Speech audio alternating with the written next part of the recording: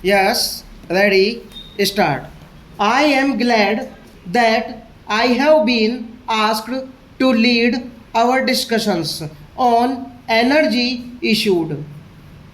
As a developing country, it is a question of vital concern to us in India, both for our rural population and our industries. Each country has its own energy perspective, and most develop those sources of energy where it can derive the best results, not just in terms of immediate profit but in the long term interest of its people.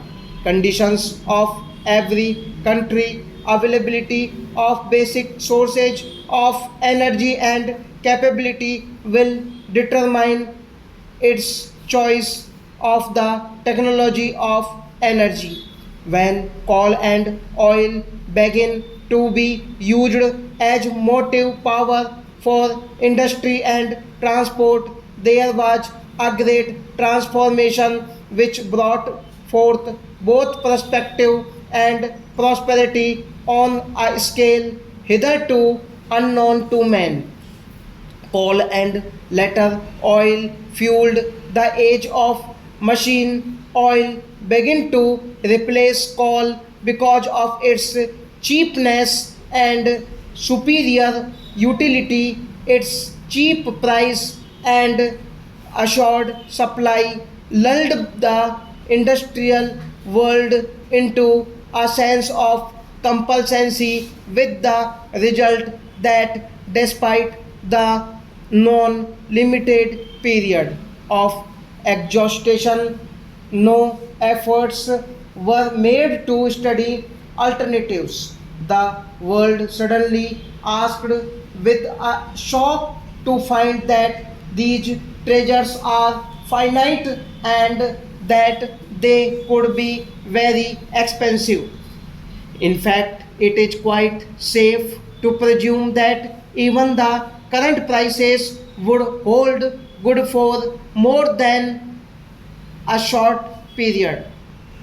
Consequently, we have all to become conservatives or conservationists, if you like to. The wasting spree has to come to an end.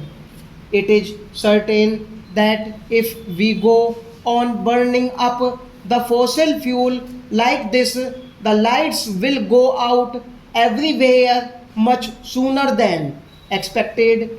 Is it for such a fate of chilly darkness that human intelligence has striven all these centuries progressively to a happier state of living? What avails it if man, in an attempt to exploit nature, should be vanquished by his own folly, extravagance?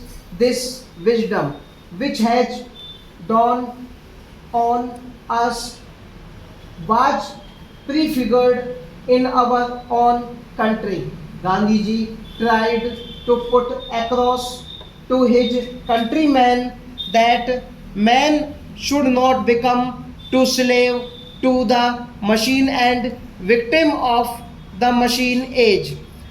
He wanted us to develop an integral personality in communion with the environment and with fellow men. Advanced countries have now begun to see how dangerous it is to measure progress in terms of energy consumption per capita. We must correct such concepts and replace them. We cannot, of course, reverse the clock of development in modern age. Pollution is one of the worst of them, and the sources of energy has to be so chosen that the evils of pollution and degradation of environment are reduced. to the minimum. We have a fairly abundant reserves of coal, but coal is also exhaustible and has to be exploited in an efficient way, including lower grades of coal and lignite. The pollution would also have to be seriously tackled. Hydroelectric power is the next most important and promising source of energy, not only for India but for other countries as well. What is better still is that with hydropower, the risk of pollution is neither so strong nor unmanageable.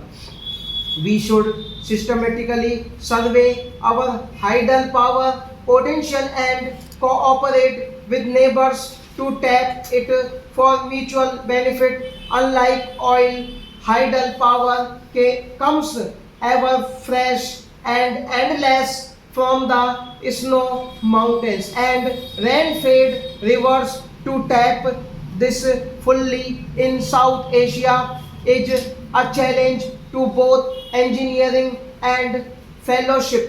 Modern science has opened up the atom and released its power for use by man. Nuclear power be harnessed and for electricity, but there were well-known difficulties which have not been fully resolved as yet.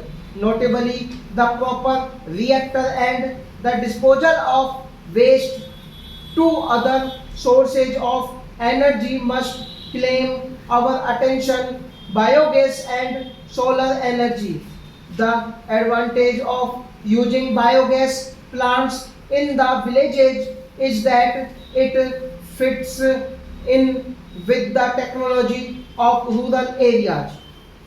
There are, I believe, some problems yet resolved before it can be popularized in a large way to help the smaller peasants in India. We are trying to work a strategy of community biogas plants. This is one energy sources which would be relevant to conditions in small countries as well as large ones, in towns as well as in villages. Large concentration of cattle population in villages and dairies particular lend themselves to exploitation of this source of domestic use and small power requirements. It also provides a good opportunity for regional technical cooperation amongst countries. Solar energy is already beginning to the applied to a number of purposes such as improved drying of agricultural produce, pumping water, dissemination, heating and air conditioning. Many countries are carrying on research into the application of solar energy. All our countries are blessed with abundant sunlight, and we should therefore have a primary interest in speeding up the commercial development of practical appliances using solar energy. India recently hosted a conference on solar energy, and we were gratified by the interest it generated. Her also immediate prospects are good. Stop.